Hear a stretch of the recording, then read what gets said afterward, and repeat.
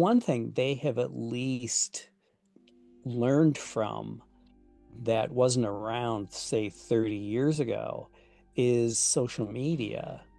And if you take like Ryan Coogler's first film, Fruitvale Station, as an example, well, one reason why people knew about the victim depicted in that film is through social media. His death was shown on social media because people recorded it on their phones.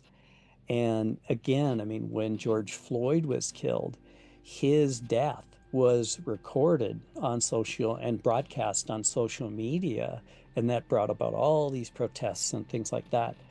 And what that I think means is knowledge about these kinds of things is much more available, much more quickly, and in some ways, you don't have to do as much hard work for some people to get them to care about that sort of thing. Yeah. And and the interesting thing that I think a lot of more recent social media and film and television, for example, have been able to get across is race affects who we are much more deeply than, say, people 30 or more years ago were thinking about.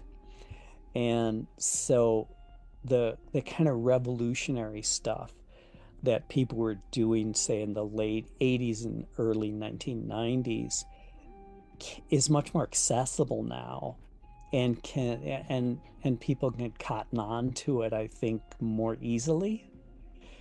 Um, so that social media has had a huge influence on lots of things.